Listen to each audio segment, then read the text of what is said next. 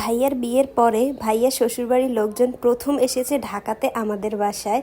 তাই তাদের জন্য কি কি আয়োজন করেছি সব কিছুই থাকছে আজকের ভিডিওতে। হ্যালো এভরিওয়ান, আই হোপ সবাই ভালো আছেন। আমি আল্লাহর মতো অনেক ভালো আছি। Welcome back to my another new blog. আজকাল সকালবেলা ঘুম থেকে উঠে কোনো ধরনের কাজ করতে ইচ্ছাই করে না।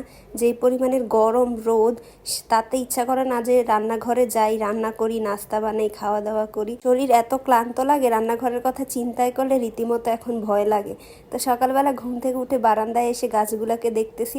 আর প্রতিদিনের কাজই হচ্ছে ঘুম থেকে উঠে আগে পানি স্প্রে করা, কারণ এত পরিমাণে রোদে গাছও এখন আর টিকা দেয়। মনে আছে রোজা এই গাছটাকে ছাদে দিয়ে আসছিলাম, তখন গাছটা একটু ছোট ছোট পাতা ছিল আর এতগুলা ডাল ছিল না। কিন্তু রোজার পরে ঈদের জন্য বাড়িতে গেছিলাম, বিয়ে সব কিছু মিলে আস্তে আস্তে না আমাদের প্রায় 10-15 দিনের মতো লেগে গেছিল। কিন্তু ছাদে এই গাছগুলাকে পানি দেওয়ার মতো কেউ ছিল না, আর বৃষ্টি তো নাই। বাড়ি থেকে এসে ছাদে গিয়ে দেখি আমার গাছটা পুরো মরে গেছিল। একটু একটু জাস্ট নিচের গোড়াটা কাঁচা ছিল, আর পুরো গাছের লতা পাতা সব মরে গেছে। বাকি যে গাছগুলা রাখছিলাম, পিস লিলি অন্যান্য গাছ, সবগুলা গাছই হচ্ছে মরে গেছিল। পরে আমার তো খুব বেশি মন খারাপ হয়েছিল। দেন আমি এটাকে নিচে নামাই আনি এবং প্রতিদিন নিয়মিত পানি দেই এবং এটার যত্ন শুরু করি। আলহামদুলিল্লাহ এখন নতুন ডালপালা বের হয়েছে এবং গাছটা অনেক সতেজ এবং সুন্দর হয়ে উঠেছে। এখন গাছটার দিকে তাকালে মনে হয় না নতুন করে লাগানো হয়েছে, আবার নিচ থেকে অনেক ডালপালা বের হয়েছে। গাছটা দেখতে অনেক সতেজ এবং সুন্দর এবং মনোমুগ্ধকর লাগে, তাই বেশ ভালোই লাগতেছে। এখন আমি অনেক বেশি হ্যাপি। লিলিটার মধ্যেও দেখতেছি একটু একটু করে পাতা বের হচ্ছে। আসলে না রোদের কারণে পানি দেওয়া হয় নাই, তাই গাছ মরে গেছিল, কিন্তু শিকড়গুলো কাঁচা থাকার কারণে এখন পর্যন্ত টিকে আছে। তো দুপুরে রান্নাবান্না শেষ করে খাওয়া দাওয়া করার পরে বিকালে এখন যাচ্ছি মেজো আপুর বাসায়। ভাইয়া শ্বশুরবাড়ির লোকজন এসেছিল গতকালকে রাতে। এখন আপুরা ভাইয়ার এখন আমাদের সাথে দেখা করবে, মেজো আপুর বাসায় আসছে, তাই আমিও যাচ্ছি তাদের সাথে দেখা করার। আর ওদের আসার একটা মূল কারণ হচ্ছে ভাবির যে বড় দুলা ভাই, তিনি হচ্ছে দেশের বাহিরে চলে যাবে, তাই হচ্ছে ওনাকে আগায় দেওয়ার জন্য সবাই আসছিল। তো আপুর বাসার নিচে এসে দেখি দারোয়ান আঙ্কেল নাই, গেটের বাইরে দাঁড়াই ছিলাম। তো দাঁড়ায় থেকে তো আর লাভ নেই, দেখি সুন্দর সুন্দর ফুল আছে।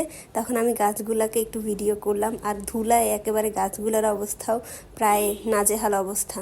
আমার ভাবি হচ্ছে ডিম পাকন পিঠাটা অনেক বেশি সুন্দর করে বানাতে পারে, তাই তাকে বলা হলো যেহেতু আপনি এটা সুন্দর করে বানাতে পারেন তাহলে এটা আজকে আমাদের জন্য বানান।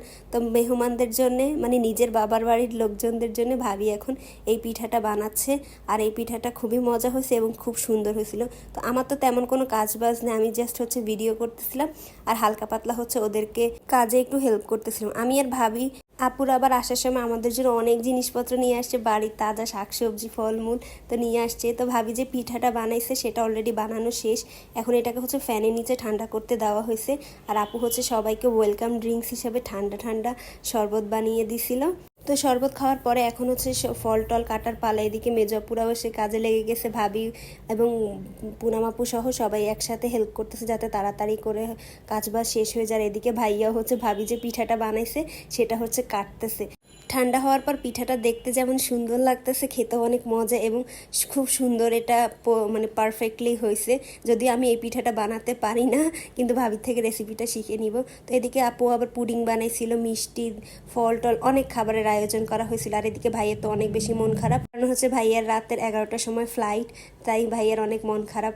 অনেক খাবারের আয়োজন করা হয়েছে কিন্তু কিছুই তো ভাইয়ের ভালো লাগতেছে না, কারণ সে চলে যাবে, এর জন্যই তার মন মেজাজ অত ভালো না। তাই ভাইয়াকে হাসানোর জন্য আমরা অনেক চেষ্টা করতেছি, কিন্তু যতই চেষ্টা করি না কেন তার খারাপ লাগা তো কমাতে পারবো না। যত 1 ঘন্টা যায় ততই খারাপ লাগাটা বেড়ে যায়।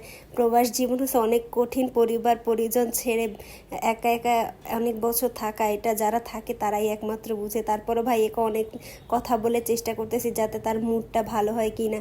এদিকে ভাইয়ারও মন খারাপ, আপুর তো আরও বেশি মন খারাপ।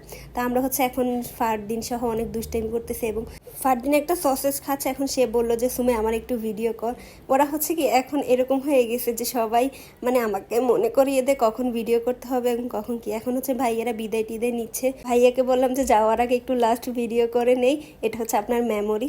তো ভাইয়াকে আমরা নিচে আগায় দিলাম এবং সেখান থেকে ফারদিন দোকান থেকে একটা আইসক্রিম নিয়ে আসছিল, এসে আমাকে হচ্ছে দেখাচ্ছে সে কি মজা করে আইসক্রিম খাচ্ছে। তারপরে হচ্ছে এখন আমাদের বাসায় যাওয়ার পালা। বাসায় যাওয়ার সময় ফারদিনের যেই কান্নাকাটি শুরু হয়েছে, সে থাকবেই না মোটে, সে আমাদের সাথে বাসায় যাবেই তো যাবে।